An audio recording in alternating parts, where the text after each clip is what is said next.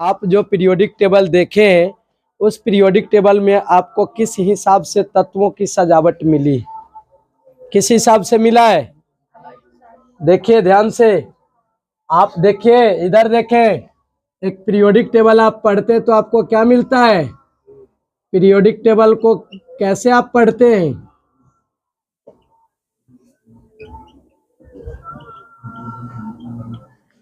आप periodic table को अगर पढ़ रहे हैं तो कैसे पढ़ रहे हैं?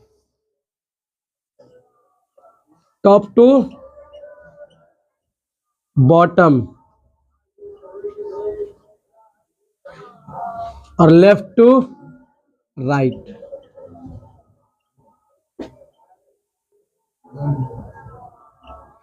टॉप टू बॉटम आपके पास क्या है? टॉप टू बॉटम आपके पास क्या मिलते हैं? ग्रुप। टॉप टू बॉटम आपके पास क्या मिलते हैं? ग्रुप। और इन ग्रुपों की संख्या क्या है? 18। दैट मीन्स बोले तो हमारे आवर्त सारणी में 18 वर्ग हैं जो अलग अलग एलिमेंटों को अलग अलग वर्गों में रखा गया है। एक वर्ग के जो भी एलिमेंट होंगे वो एक जैसे ही गुण शो करेंगे, है कि नहीं? अब देखिएगा ध्यान से, लेफ्ट टू राइट आप जाते हैं तो आपके पास कितने लाइन मिलते हैं? उसमें 7। कितने मिलते हैं? 7 लाइन मिलते हैं। ये 7 लाइन को हम क्या कहते हैं? पीरियड। क्या कहते हैं इसको? पीरियड कहते हैं।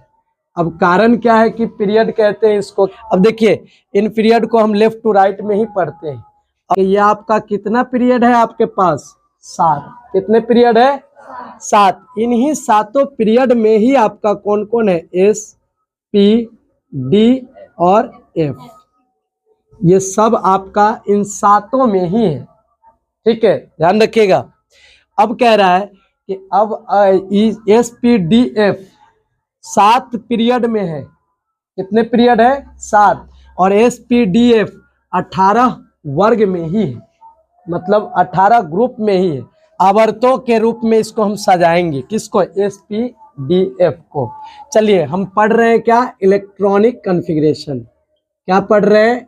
Electronic configuration.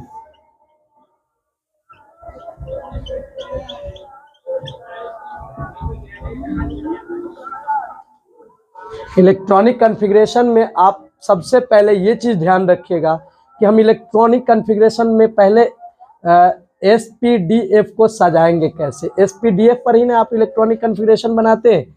आप 9th तक के आप पढ़िएगा ना तो आपको के एलिमेंट पर सजाने में मजा आ जाएगा, लेकिन 9th के बाद बढ़िएगा तो उसमें आपको एस, पी, डी, एफ पर सजाने में अच्छा लगेगा। के एलिमेंट वाला 20 तक के तत्वों को सजाने का इजाजत देता है, उससे आगे के तत्वों का नहीं। क्यों? क्योंकि आप उसको जैसे ही बनाने जाइएगा ना आप गड़बड़ा जाइएगा उसमें, ठीक है, लेकिन इसमें नहीं गड़बड़ाइएगा। इसमें आइएगा तो देखिएगा आपके पास कितने आवर्त हैं? 7। 7 में कौन कौन से है? एस, पी, डी और एफ। ध्यान रखें, 1, 2, 3, 4, 5, 6, 7। 1s, 2s, 3s, 4s, 5s, 6s, 7s। 7s हो गया। 7 आवर्त, फर्स्ट, सेकेंड, थर्ड, फोर्थ, ऐसी ना लाइन है, आवर्तों की लाइन ऐसे ही है ना। तो 7 लाइन में हमने इसको सजा लिया है ना। आप एक ही लाइन कहिए, 7 गो है। अभी तो आपको दिखेगा नहीं कि सर इसको हम लाइन कहें, इस तरह से लाइन कहे या ऐसे वाला लाइन कहे, कौन सा लाइन कहे, अभी तो समझ में नहीं आएगा। लेकिन अब देखिए, अब है पी वाला। एक लाइन किसका बना ली? एस का। और बनाएंगे किसका? पी वाला। तो पी वाला बनाइएगा ना तो एस वाले ये पहला को छोड़ दीजिएगा, पहला को छोड़ के दूसरा लाइन में बनाइएगा। कहाँ से स्टार्ट कीजिएगा? 2p, 3p, 4p, 5p, 6p, 7p। हो गया। अब देखिए यहाँ पे ध्यान दे, अब अगला जो कौन आ जा रहा है? p के बाद d। तो d वाला कीजिएगा तो आप ध्यान रखिएगा 2 को छोड़ करके, 2p को छोड़ करके कहाँ से आइएगा?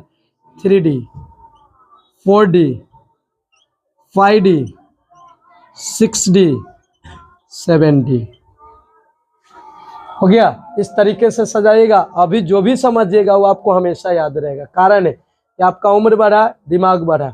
9th क्लास 10th क्लास में हमको उतना ज़्यादा उम्र नहीं था और ना ही मेरा उतना दिमाग डेवलप था कि हम समझ सकते थे। समझे भी तो कुछ दिन बाद निकल गया, लेकिन अभी जो समझिएगा वो आपके दिमाग में रहेगा। देखिए अब क्या है, अब कौन सा लाइन बच गया, अब कौन सा आपके पास उपकक्षा बच रहा है, एफ, है ना।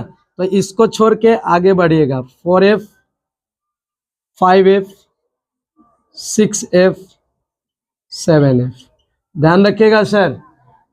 अब आपका इस तरीके से सज गया कि अब आप इसमें आगे बढ़ सकते हैं, है ना। कह रहा है कि सबसे पहले इलेक्ट्रॉन कहाँ भरे जाते हैं। सबसे पहले इलेक्ट्रॉन लोअर लेवल से हायर लेवल में जाते हैं। अगर आपको किसी से लड़ना है युद्ध में तो सबसे पहले आप देखते होंगे कि कभी भी राजा बाद में लड़ता है, पहले कौन लड़ता है, सेना। पहले सेना को आगे भेजता है, क्यों। अब वो सेना जो कमजोर रहता है, अब उनके नजर में कमजोर हो या ना हो, लेकिन देखिएगा फिल्म में भी देखिएगा या तो कहीं भी देखिएगा तो पहले जो भी लड़ेगा वो कमजोर रहता है ना। वो तो दोनों तरफ से, उधर राजा बहुत दूर है, इधर राजा बहुत दूर है, लड़ रहा है दोनों सेना। दोनों पहले अपने में मार काट करेगा और तब लड़ते लड़ते लड़ते लड़ते मरते मरते लड़ते लड़ते कहाँ जाएगा, लास्ट बचेगा राजा राजा के बीच का लड़ाई होगा। पहले लोअर लेवल तब हायर लेवल। अगर लोअर लेवल से आप पहले जीत नहीं पाए तो हायर लेवल में जाकर जीत जाइएगा। तो पहले कहाँ काम करेंगे, पहले हम लोअर लेवल का। तो लोअर लेवल कहाँ, देखिए सर, पहले इसमें इससे ये जो सबसेलों का जो आपने बनाया है तो इसमें सबसे लोअर लेवल का है वो एस है। एस में भी ध्यान रखिएगा, सब एस तो एक ही जैसा है, एक ही जैसा है सारे एस, लेकिन इसमें 1s और 2s में फर्क है सर। ध्यान रखिएगा 1s 2s की अपेक्षा थोड़ा कम होता है ना। लो क्वालिटी का ये हाई क्वालिटी का, इसके तुलना में ये आ जाइए तो इससे ये बहुत बड़ा है। भले ही 2 ही इलेक्ट्रॉन रखेंगे लेकिन बहुत बड़ा है। आगे देखिए, अब कहेंगे कि इस सब में बात करें तो सबसे छोटा कौन होगा और सबसे बड़ा कौन होगा। ध्यान रखिए, सबसे छोटा 1s होता है और सबसे बड़ा कौन होगा, 7 होगा ना। तो सबसे लास्ट में हम इलेक्ट्रॉन कहाँ लेकर के जाएंगे, 7F में, और सबसे पहले कहाँ इलेक्ट्रॉन डालेंगे, 1s में। ठीक है, तो आइए देखते हैं सबसे पहले क्या करना है।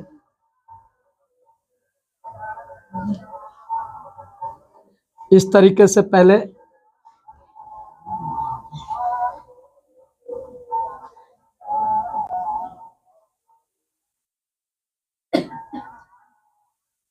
हो गया। चलिए देखिए, हम कभी भी इलेक्ट्रॉन लेकर के चलेंगे किसी का भी, अगर हाइड्रोजन में भी इलेक्ट्रॉन डालने जाएंगे तो हम यहीं से स्टार्ट करेंगे चलना। चलना कहाँ से स्टार्ट करेंगे, यहाँ से, और पहुंचेंगे यहाँ।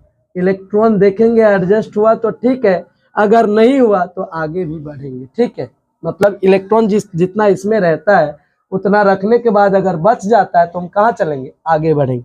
अगर इसमें से इलेक्ट्रॉन डाले हैं तो फिर कहाँ निकल के जाएंगे, इसमें, है ना।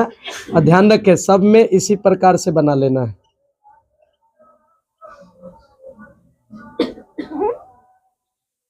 कई दिन से जगह छे वाला हो रहा है। ध्यान दो, हम रास्ता कैसे बनेगा इलेक्ट्रॉन के रखने का, इलेक्ट्रॉन को जाने का। ठीक है, इस तरीके से आएंगे और फिर यहां से बैक लेंगे, किधर,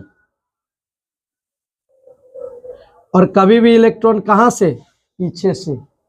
इसमें भी कहां से डाले थे, पीछे से। इधर से भी आए और ऐसे जाकर के कहां निकले, इधर पीछे से ही ना।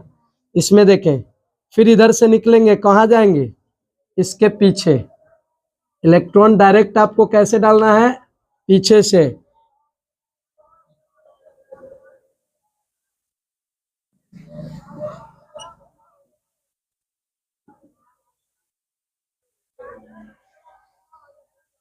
याद आ रहा है कि आपने 9th क्लास में कैसे पढ़ा था, कुछ तो जरूर याद आ रहा होगा।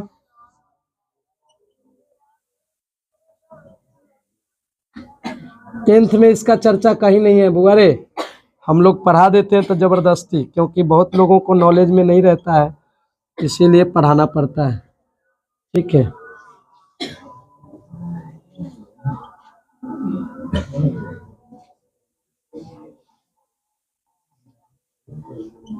हमेशा इलेक्ट्रॉन कहाँ से डालेंगे?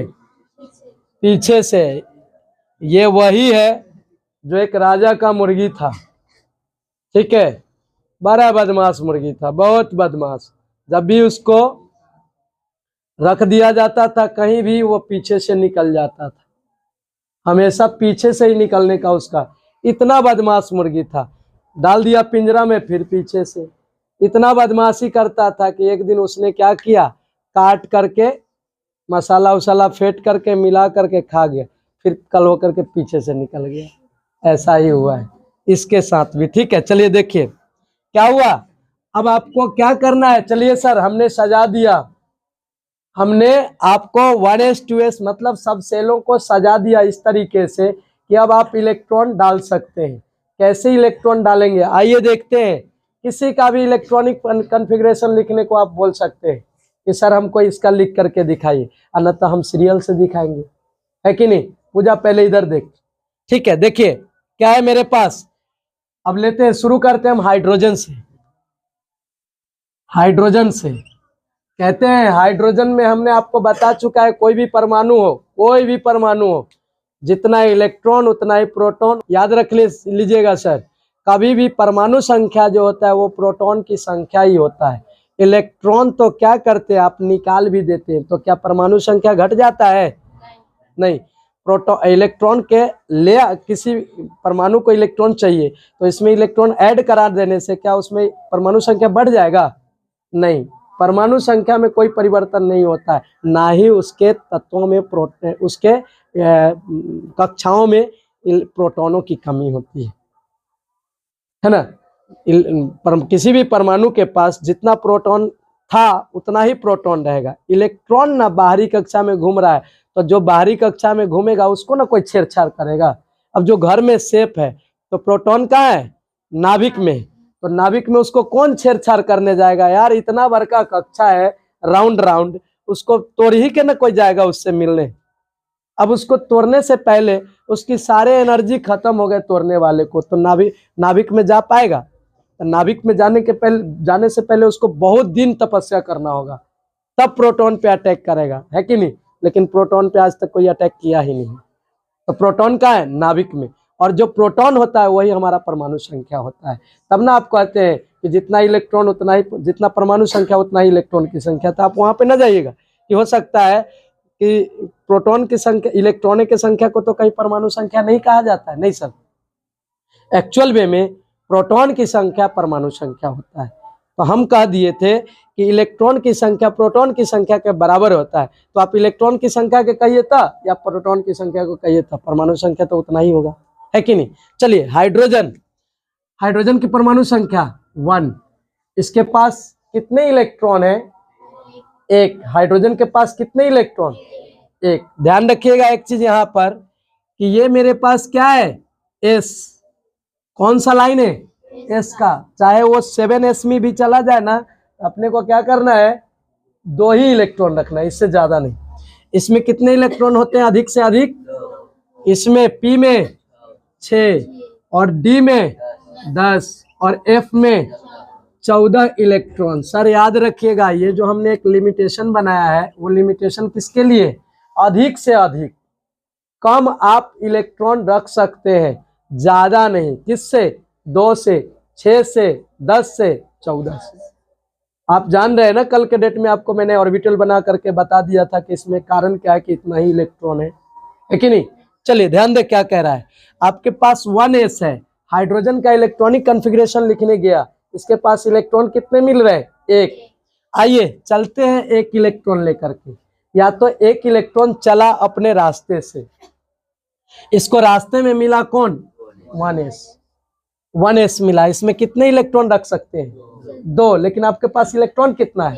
1 ही है। तो क्या करेंगे, यहाँ पे 1 ही इलेक्ट्रॉन है तो 1 को रख देंगे। 1s1, ये है आपका 1s। और ये क्या है? इलेक्ट्रॉनों की संख्या। इलेक्ट्रॉन कितना था आपके पास? एक ही ना, तो एक ही ना रखिएगा। चलिए अब हो गया। अब आपके पास आइए हीलियम। कौन है? हीलियम।